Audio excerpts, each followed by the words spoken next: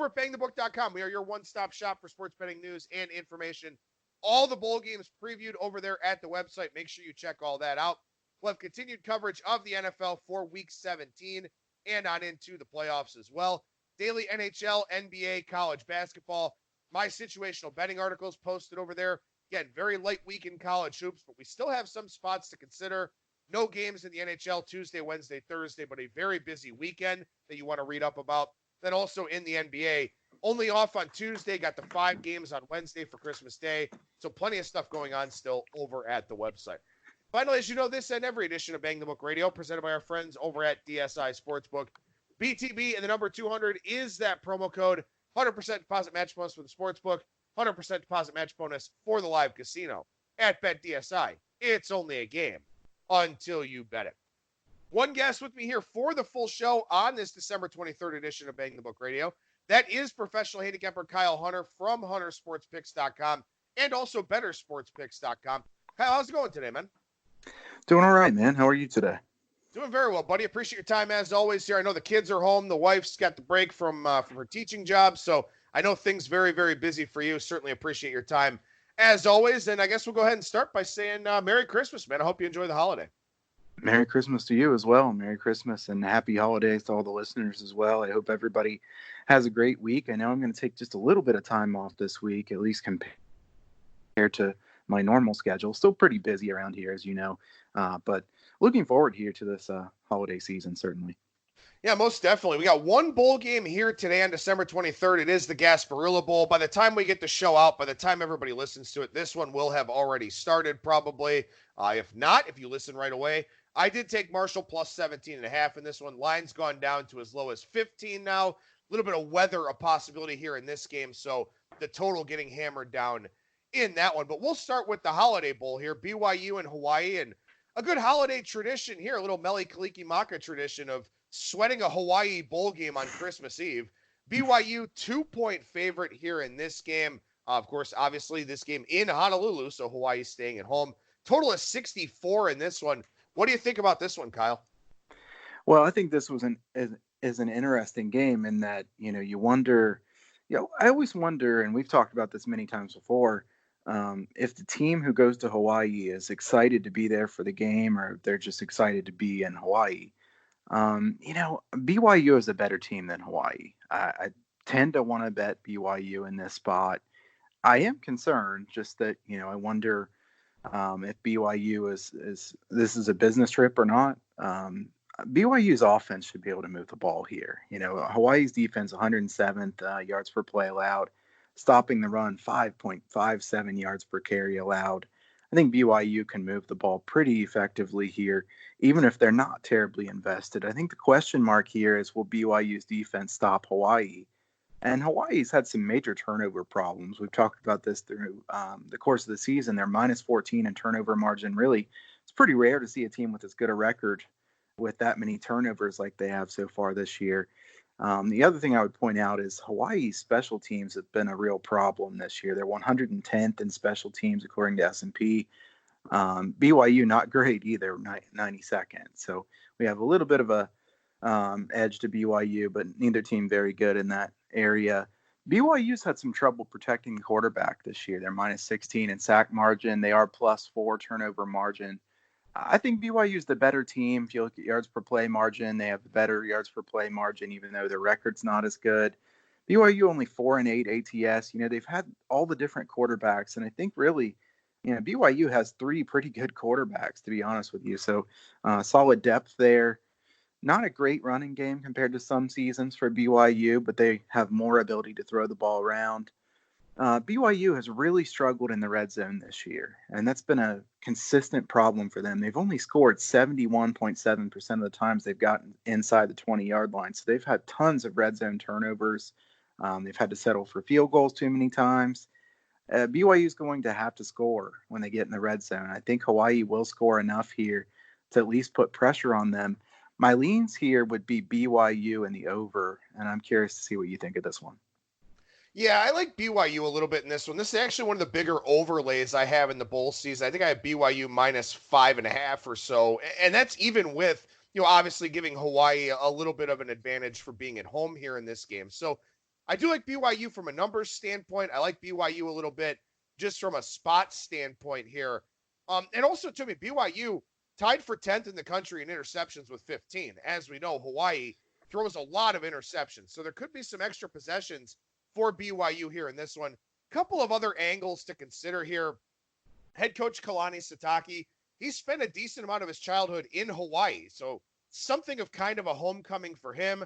The state of Hawaii has a really strong LDS population as well. So maybe some BYU fans in the crowd for this one, even though it is obviously being played in Honolulu. I kind of like BYU a little bit here. I haven't had much success in the bowl season so far. SMU totally no-showed. Central Michigan, I don't know what the hell that was. I wound up taking Charlotte once that number got to 7, and they were never competitive in that game either. So not really seeing these bowls all that well here at the outset, but I do like BYU in this one. Again, I think they get some extra possessions, and I think they can take advantage of them. As you mentioned, it's a pretty weak Hawaii defense. So BYU -2 for me. May wait on this one since the line does appear to be coming down a little bit. No strong opinion on the total, but I'll probably wind up playing BYU. It won't be large. It'll be something to, kind of follow on Christmas Eve for me. Yeah, and I did want to note that I already had one question about the weather in this game. 10 miles per hour wind, but it's always kind of windy in Hawaii. That's certainly not anything out of the ordinary here. So I don't think that, I would be scared away from taking an over or to think that, the wind is going to be a major problem based on that forecast here in this one. So I'll lean to BYU, slight lean to the over as well. I think that's a good point about Kalani Sitake. Coming back to Hawaii, you would think that BYU would care about this game, and if they do, they're the better team. And like you said, Hawaii's had a lot of turnover problems. Specifically, Cole McDonald's really had trouble with that. So BYU is my lean in this one. This game may come down, like you said. We see a couple 1.5 showing with extra juice. Not that this is particularly an important number, but you may be able to do a little bit better than what's there right now. Yeah, maybe even just instead of laying the 2, because, things could get a little bit weird here. You just take kind of a depressed money line or something like that on BYU. That may be a little bit of an option there. No college football bowl games on Wednesday. Wednesday's all about the NBA and the 5-pack of games over there. Thursday, we go to the Independence Bowl, the Walk-Ons Independence Bowl game, 223, 224, Miami and Louisiana Tech. And you mentioned kind of wondering if BYU wants to be there to play football or just be there because it's Hawaii. A lot of questions here about Miami and how invested they're going to be in this game against Louisiana Tech. Yeah, so I thought about this game a lot. This is one where I really spent a lot of time on it already, so I'll kind of walk through my thought process on this one. This one opened 7 or 7.5 at a few places. I strongly considered taking Louisiana Tech here. Miami has played so bad in bowl games the last few years. They have just totally laid eggs, not just lost. The way they've lost, they've been really, really bad. Obviously, you have a different coaching staff. Louisiana Tech so close to home, very big advantage for them. My concern is that, Louisiana Tech is certainly far less talented. They don't have near as many 5-star recruits, 4-star recruits, anything like that, like Miami has. Louisiana Tech should want to win this game. If Miami is invested for this game, this is not a very big price. And I knew this line was going to go down. I ended up passing and thinking I'd wait and see later. And obviously, now it's 6 or 6.5. I do kind of wonder, first we see the line, what it is. You see 68% of the bets are on Louisiana Tech and 83% of the money. So would suggest that there's some sharp money here on Louisiana Tech. There's also going to be some public money on Louisiana Tech because the public knows, too, that Miami has not done well in these bowl games. So, as I think about it, I just don't have a ton of confidence in Louisiana Tech at under a touchdown because I feel like there's a wide range of what could happen in this game. It wouldn't stun me if Miami wins by 20 points because they actually showed up ready to play. It also wouldn't stun me if Louisiana Tech just wins outright and wins by a decent amount. I know that this sounds kind of contrary to what I would usually say, but I don't mind taking Louisiana Tech on the money line here for a small play. I think you can get about plus 200 some places. I think that that's at least worth some small amount of money because, like I said, I think there's a wide range of what could happen in this game. So if you're getting a big plus price, I think that makes some sense. I will say that Skip Holtz has had his team ready in bowl games in the past, 7-3 ATS in the last 10. Miami has not been ready. I would think that Miami would struggle to be up for this game. So I still lean to Louisiana Tech. I just have that concern that there is a pretty big talent disadvantage. So that's why I'm a little bit less likely to want to take 6 or 6.5. And I tend to kind of like the money line here. Yeah, and I mean, this is the thing, from a power rating standpoint, and again, power ratings, kind of looking at the market over the course of the season, sort of evaluating the talent of these teams. I actually have this line at 10, and I'm not going to play it because of everything you just mentioned. I don't know if Miami wants to be there. I don't know if Miami is going to be prepared. I know Louisiana Tech, going through the suspensions late in the year that, quite possibly kept them out of the Conference USA Championship game. This is a second opportunity for them, and it's a chance to knock off a Power 5 team. And as you mentioned, Skip Holtz's team's generally very prepared for the Bowls. So Miami is the better team. If this was a regular season game, I'd probably play Miami. But because it's a bowl game and you have to treat it differently and look more at the motivational angles of these teams, even though it is cheap, it's very hard for me to take Miami here. They're the better team. They played much better when Jaron Williams was at quarterback. And he's got some extra bowl prep here for this one, but I can't get myself to do it. I don't, and even if it goes to 5.5, I don't envision myself having the stones to take Miami. No, I couldn't take Miami here either, and I agree. My power rating number here is 9, so it's not that I think that this is a good play on Louisiana Tech because of that. It's more of a, like I said, just a lot of question marks about this game. I think that you take a plus price, you have plus EV decision here with plus 200 or so on Louisiana Tech. Obviously, it's less likely that it'll win, being plus 200, but, those are the chances you take. I do think that Miami is a team that there's still quite a bit of questions about their future at this point. Is Diaz actually going to do a really good job with this team or not? I mean, they really had some poor performances during the season. And, they didn't end the season particularly well. So I don't know what to make of Miami. Too big of an unknown for me. Like I said, obviously, if Miami shows up ready to play, is really fired up about this game, they could win easily. I'm not confident they'll do that, though. So on the total, I have no lean at all. I think this number's right on. Just Louisiana Tech's defense is better than the average defense in that league. But, Miami is accustomed to playing against better defenses than that. And Louisiana Tech is not as good offensively as they were a few years ago where they were putting up video game numbers. So I think this total is right about spot on. The other game here coming up on Thursday night is the Quick Lane Bowl in Detroit, game 225, 226, Pitt and Eastern Michigan. I don't know if we've gotten any resistance on this number. We've just kind of reached a stopping point with it with Pitt minus 11. There's a couple of 11.5s out there. Total on this one, 48.5 to 49. Most places out there, 49. And the Quick Lane Bowl, typically ACC versus Big Ten, but this time you get ACC versus the MAC. And so far, the MAC's had fairly decent returns here. Nice wins for Kent State and Buffalo. Whatever the hell Central Michigan did down in New Mexico aside, the MAC hasn't been as bad as it generally is in these bowl games. We'll see if that changes a little bit here in this one. Again, Pitt, an 11-point favorite, total of 49. What do you think here? This is a tough game, a real tough game. I think that, I don't want to bet Eastern Michigan because Pitt is so much better defensively. The Pitt defense has been very, very good, better than I thought they would be. Pitt is 5th in the nation in yards per play allowed. Now, certainly, nobody would say that the ACC was a good conference, but, certainly far better than the MAC, and Pitt's played a much tougher schedule than has Eastern Michigan. Pitt's minus 8 in turnover margin this year, and that really hurt them quite a bit. Even with that, they're 7-5 ATS. 9-3 to the under has been Pitt. Eastern Michigan, a team that's been a good over team this year, 7-3-2 on the over. I tend to think that Pitt will score a decent amount of points here on Eastern Michigan, even though Pitt's offense looks pretty bad. They're 111th in yards per play. The question is, will Eastern Michigan score enough points here if you want an over? I lean to the over. If I had to take something, I'd take the over. I also lean to Pitt, but this is a lot of points to lay with Pitt. I mean, have they beaten anybody by that? I guess maybe, what did they beat Ohio by? I know that in general, Pitt has played a ton of close games this year. So, I mean, you're asking them to do something that they haven't beaten anybody by that basically all year.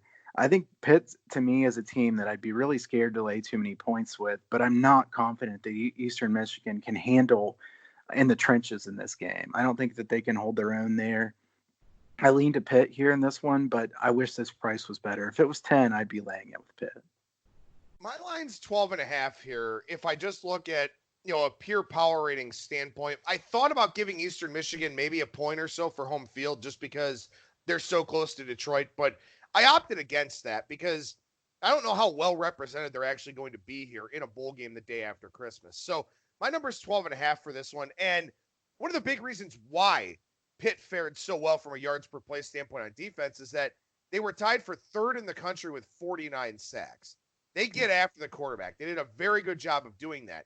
Now, the question is, was Eastern Michigan the benefactor of some bad offenses in the MAC, or is Mike Glass III just elusive enough to where they didn't give up a lot of sacks this year? They only allowed 21.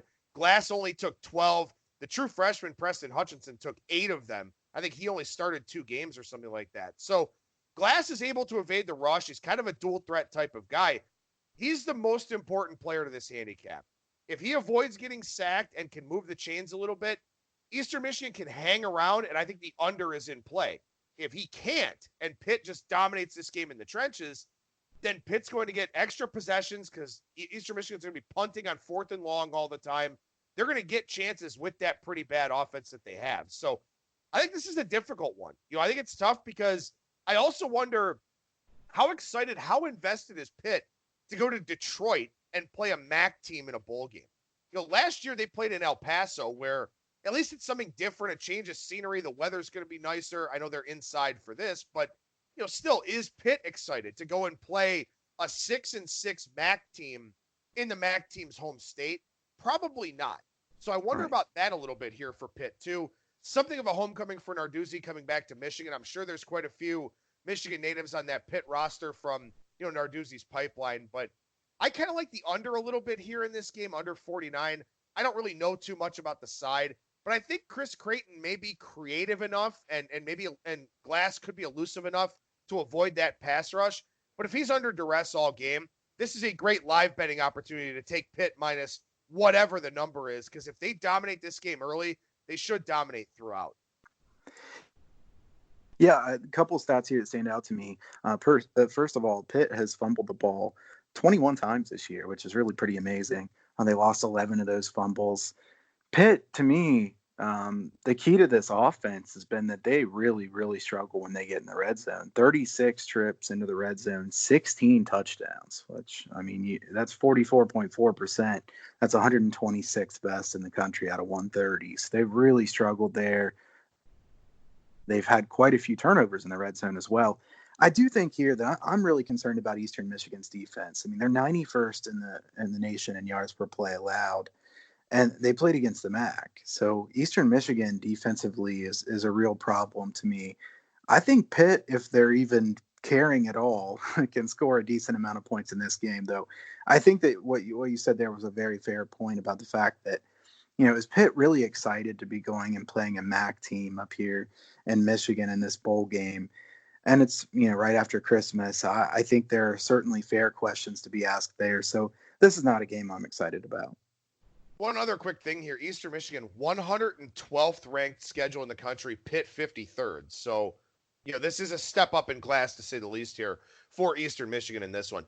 All right, so what we're going to try to do here, again, we have no shows Tuesday, Wednesday. So I want to hit all the weekday bowl games here, and if time permits, we can maybe talk a little bit about Saturday. But we start on Friday here, 227, 228, the Military Bowl between North Carolina and Temple. 4.5 and 53 market wide, with the Tar Heels a favorite here in Annapolis. Yeah, I mean, if you can bet a Rod Carey coach team in a bowl game, you can do something that I can't. So, I mean, this is one where Rod Carey's teams have not just lost in bowl games. They have been absolutely blown out. I believe in his last 5 bowl games, they've lost by about 30 points on average. So, I mean, maybe at a different location, he has them more ready to play, but I want to see it first. I'm certainly not gonna bet on that. Mac Brown in general, I know he's gotten some grief, but I think this is a guy who does a pretty good job with extra time to prep. His teams have done pretty well in bowl season. And if you look at North Carolina's offense, a good freshman quarterback, a guy who I think is going to have a really nice career. 25th in yards per play on offense. They're especially good through the air. The thing that I would say is Temple's defense is certainly legitimately good. They've been very good against the pass. Temple's offense to me is a big question mark. I don't think Temple's going to be able to do very much here. I have two leans in this game. My first is North Carolina because of Rod Carey and how he's done prepping teams. And the second is the under. I think that Temple wants this to be a lower scoring game. I don't think Temple can get into a really high scoring contest. I don't think Temple has enough weapons. North Carolina has played a few teams that are very good offensively. Temple doesn't have those kind of weapons. Temple's quarterback play is a real problem, and they're 97th in yards per carry. So I think Temple's offense really is a big question mark. Special teams, Temple does have the edge there, so they have that. They also have been very good when it comes to sack margin, plus 21. Temple's very aggressive on defense. This is a team that is going to take plenty of chances. I think North Carolina can make them pay for that. North Carolina has some deep threats. Howell can really throw a deep ball. I think North Carolina is the side I like in this one. North Carolina plus 0.83 yards per play, 29th best in the country. So they're 6-6, but they actually, if you look at their underlying numbers, they're a little bit better team than that. And I would lay the 4.5 here if I was taking the side, and I would also look to the under. I took North Carolina in this game -4. I have no idea why this line moved down. I don't know if this was a setup. I'm not exactly sure what this was. But as you mentioned, Rod Carey, terrible in bowl games. And North Carolina, I mean, this is a really good offensive team. And Temple, yeah, their yards per play stats look pretty good. They also played the 80th ranked schedule in the country. The two Power 5 teams they played, Maryland and Georgia Tech, were both terrible on offense. UCF, 614 yards against Temple. SMU, 655. Memphis had 492. They also turned the football over 4 times in that game. So when Temple stepped up and played good offenses, they got shredded. I think North Carolina can do the same thing to them here. Also, how about this stat? And I'm going to have some futures positions on North Carolina next year. I like Phil Longo. I like Jay Bateman. I love the coordinators. They're starting to maximize that talent a little bit. But how about this one? From David Hale of ESPN. Freshman quarterback Sam Howell, one of 11 Power 5 quarterbacks to post a 60% completion rate, throw for 35 touchdowns with 10 or fewer interceptions, throw for 3,300 yards, and have 8.5 yards per pass attempt through 12 games. The other guys that have done that, Joe Burrow, Kyler Murray, Dwayne Haskins, Will Grier, Mason Rudolph, Baker Mayfield, Patrick Mahomes, Marcus Mariota, Jameis Winston, and RG3. That's some pretty good company there for Sam Howell, and he's just a freshman. So I'm going to have North Carolina futures to win the Coastal next year. I'm going to have them maybe to win the ACC in hopes that they recruit really well and that they have some guys really step up and they're able to challenge Clemson a little bit. And I'm going to play their season win total over too. And I've got them here in this game. Like I said, -4. I like it at 4.5. I like it at 5. My line here is 6.5 on this game, so I was closer to the opener. It's North Carolina for me, one of my favorite plays of the bowl season, and hopefully this goes better than my favorite plays from this past Saturday. I like North Carolina here too, and I agree with what you said about next year. There being some value on them, especially to win the Coastal. Hopefully the hype train doesn't get too big on North Carolina because you know how that can work sometimes. But I think North Carolina is a team that has some good young talent. Mac Brown's really done a good job there this year. And I know they lost several close games. Like I said, you look at your yards per play margin, they've been better than that. Temple, to me, a big unknown. I think I know what we're going to get from North Carolina. Temple, I have no idea what we're going to get. I like North Carolina -4.5, and I lean to the under too. All right, so we go to the Pinstripe Bowl here. 229, 230 on Friday. Michigan State and Wake Forest. This one at Yankee Stadium in the Bronx. So obviously weather could end up being a factor here in this game. I'll take a look at the forecast as we're talking here. But so far, no move on the total. So maybe the forecast looks all right, at least as of now. Michigan State, 3.5-point favorite, total of 50. This one got as high as 4.5 and then came back down with some Wake Forest money a little bit later on in the process. So what do you think about this one? Yeah, I mean, Michigan State's been so bad this year. I'm very cautious to bet on Michigan State here. I know Wake Forest has some injury problems, and I think that's probably part of the reason that this line is where it is. Jamie Newman's probable for this one. Sage Surratt is out. Scotty Washington is listed as probable.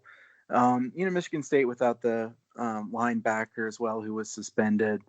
And to me, this is a big question mark on Michigan State. What do you think of Michigan State? I think I know what Wake Forest is. They're a team who plays hard, doesn't have elite talent. I think Newman's very good at quarterback. They don't have a bunch of elite talent at Wake Forest. Michigan State has more talent, but I don't know if Michigan State's excited to be in this game either. I mean, Michigan State was supposed to be better than this, and they were very fortunate to even get to this bowl game the way they played there at the end of the season. So I don't want to lay the points with Michigan State. I'm not particularly anxious to want to take points with Wake Forest. Over 4, I would be somewhat tempted to take Wake Forest. I guess I lean to the over a little bit in this one, and that scares me. I really don't want to play an over. So far, it looks like the weather forecast looks good there, but definitely one that you'll want to check as it gets closer.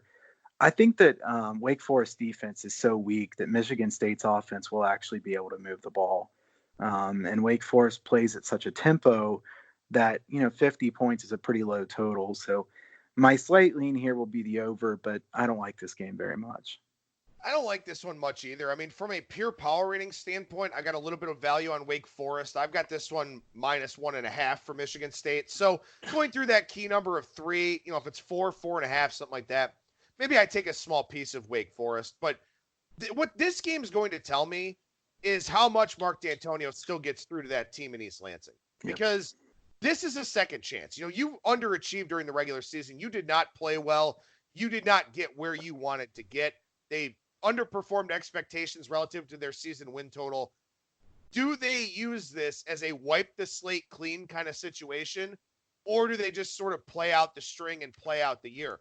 If it's the latter, I'm going to look to fade Michigan State next year because I think maybe Mark D'Antonio, maybe he's not getting through to the players anymore. Maybe he's not adapting to what college football in 2019 actually is.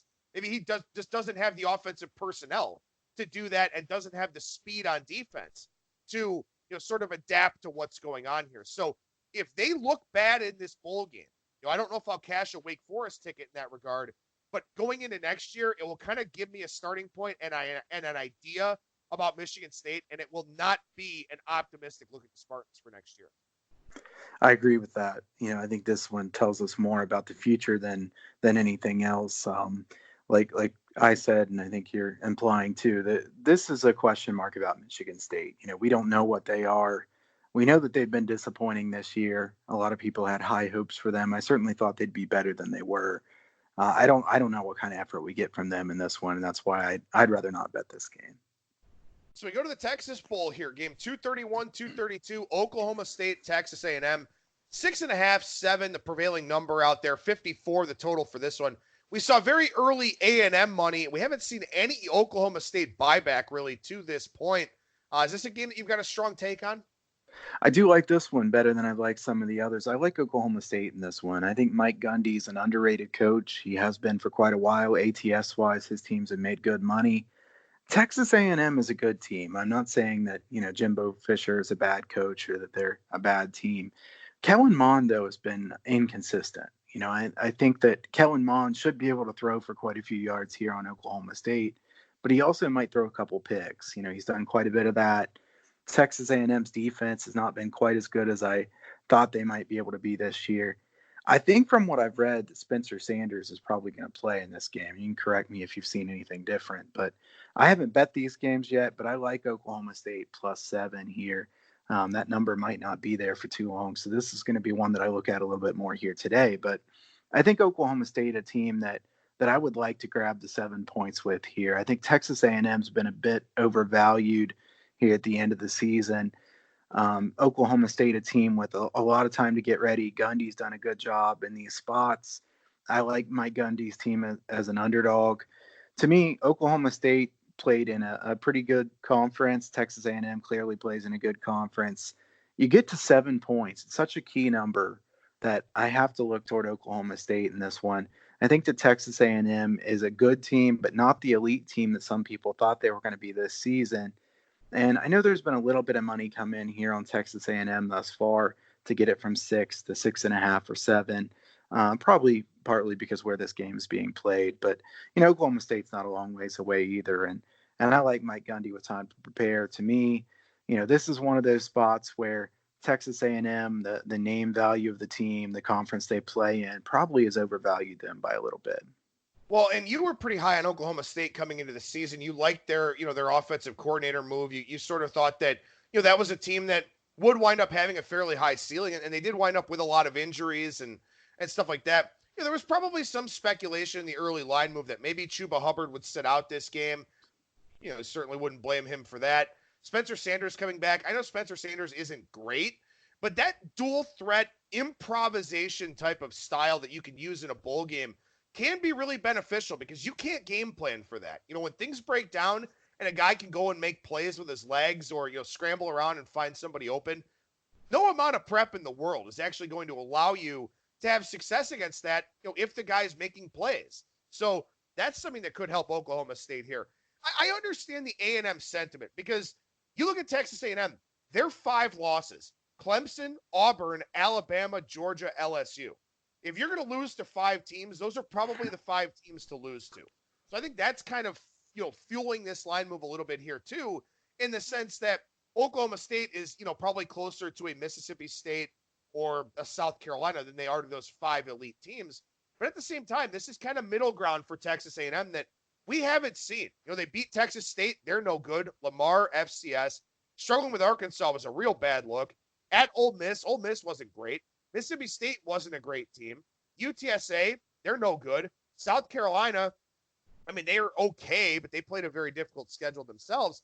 I think it's kind of hard to evaluate A&M against a, third-tier team like in Oklahoma State. So I guess line is a little bit high. My line is 7 on the game, though, so I guess maybe I shouldn't say that. But I kind of agree with your mindset there and kind of agree with Gundy being underappreciated in this spot. Yeah, a couple things. I had Oklahoma State win total over, and even with some of those injuries, that one did cash. They went 8-3-1 ATS, so Oklahoma State did still do well. You compared Oklahoma State to Mississippi State, which might be a bit of a slight on Oklahoma State, to be honest. I think that in general, I think Texas A&M, if you look at their defense, and I should have pointed this out earlier, so I'm glad you threw it back to me. Texas A&M is good in the secondary. Texas A&M is not good at stopping the run. They're 55th in the nation in stopping the run. Yards per carry, 4.01. They've also given up quite a few big gainers. Oklahoma State can run the football, and I think they'll be able to run the ball here. As I look at this game a little bit more, too, even though my number is only slightly higher than this, I think I like the over in this one because I would be surprised if Texas A&M can't throw the ball on Oklahoma State. They should be able to move the ball quite a bit in general. I think, this is a fairly low number for an Oklahoma State game, especially if Spencer Sanders is even close to 100%. Not that their backup Brown is bad, but Sanders really helps this offense quite a bit.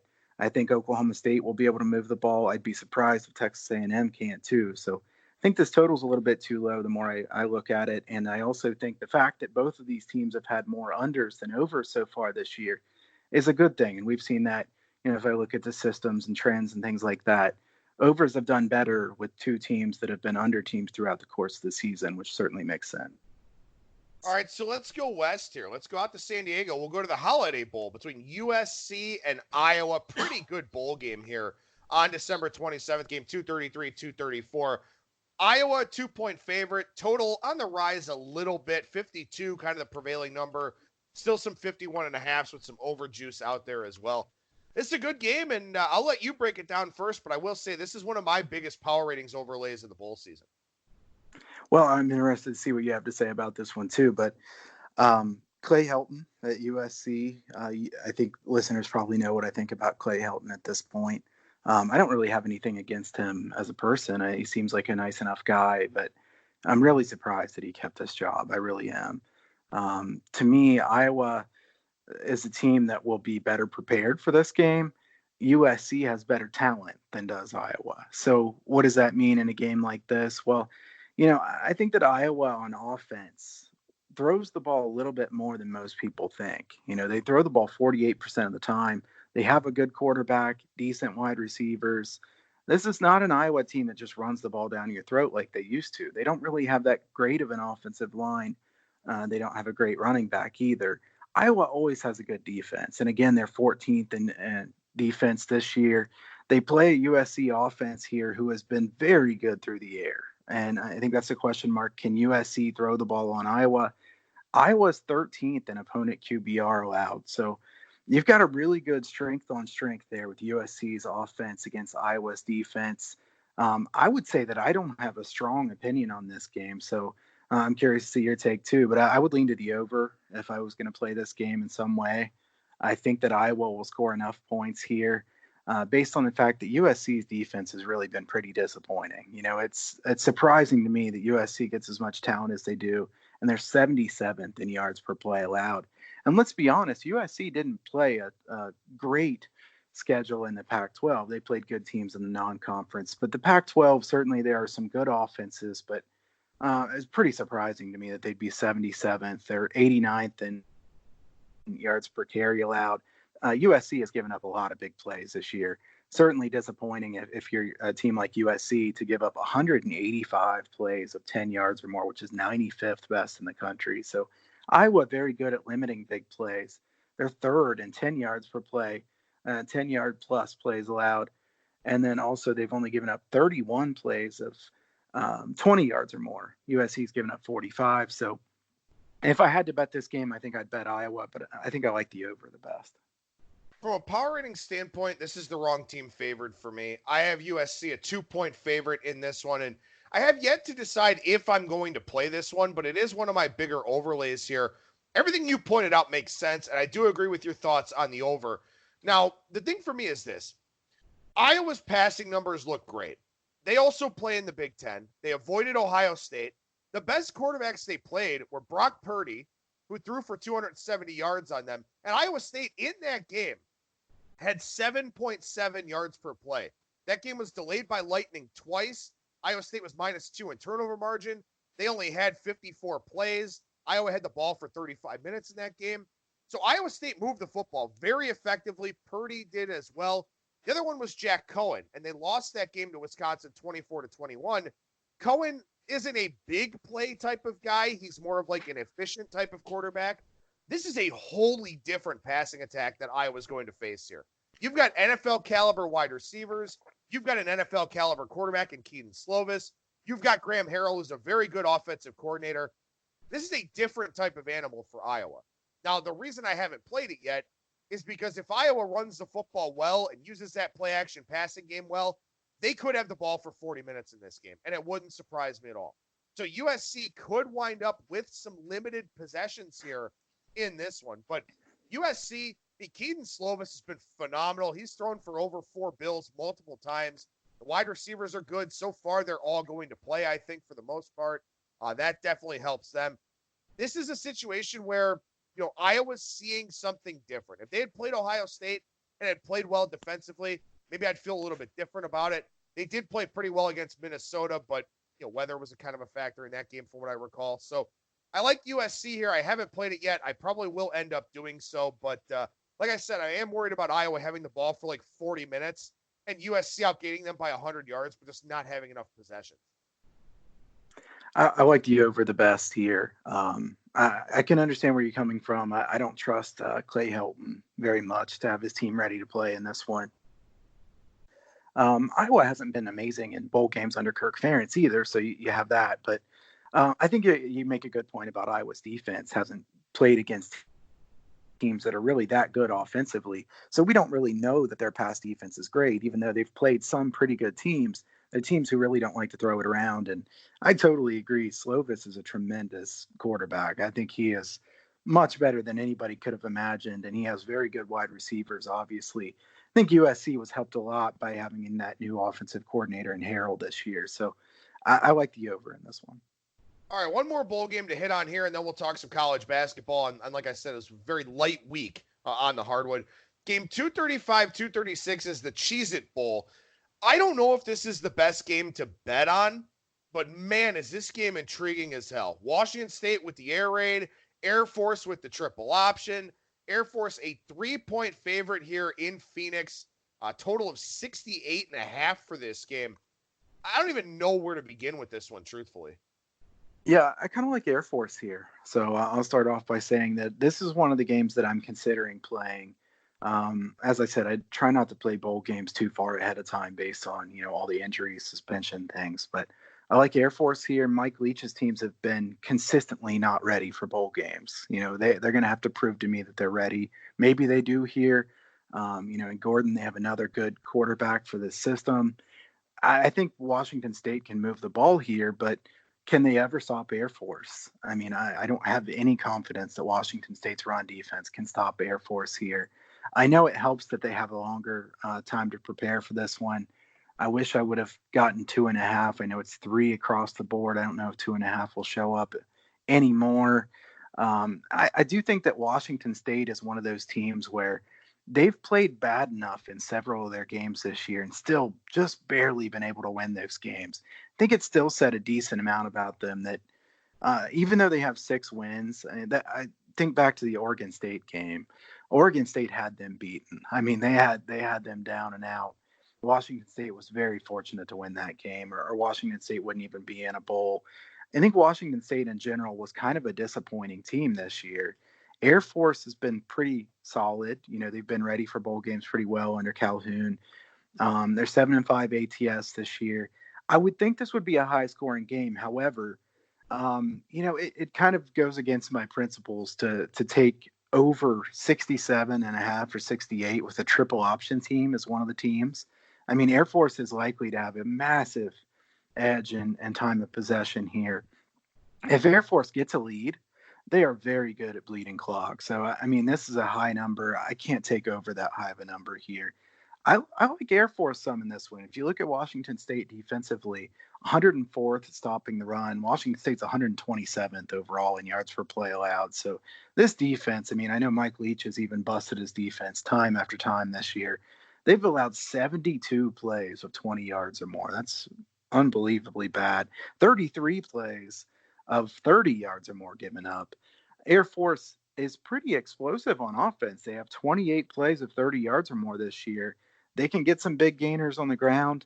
Air Force is a little bit better at passing this year than some people realize too. I'm not saying that they're, this juggernaut through the air, but they can at least keep you honest better than some of the other teams. They're not an Army where they really can't throw the ball at all.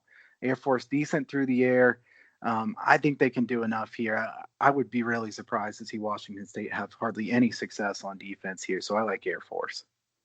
Yeah, I mean, I mentioned this in my preview. You get extra time to prep for the option, but how in the hell does Washington State prep for the option? I mean, I drew the comparison. It's like asking a truck driver to pilot a plane. Because you run an air raid, right? You recruit guys to throw the football. You're going to try and get your scout team to run an efficient option so you can prep for it. I'd be very surprised if they're able to have any success defensively here. By the way, Washington State, 126th in the country in yards per play allowed. The 4 teams below them, Houston, UConn, Bowling Green, and UMass. The teams right above them, UTEP, UL Monroe, and New Mexico. So, I mean, this defense is as bad as it sounds, as bad as advertised. And like you said, I think Air Force will be prepared. The service academies almost always are. I don't know if Washington State will be. And obviously, Mike Leach, very critical of his team at several junctures throughout the season. It has to be Air Force for me. It's right on my number pretty much. So it's not a power. Actually, my number is only half a point in this game. Air Force minus a half. But again, looking at the matchup, looking at the extra prep time, all that, Air Force will be ready. Washington State probably won't be. Maybe it's just as simple of a handicap as that here to finish up the Friday slate of the bowl games. Like I said, on Thursday, when we get Brad Powers on the show, we'll talk about some more of these for Friday, also the Saturday, Monday games. But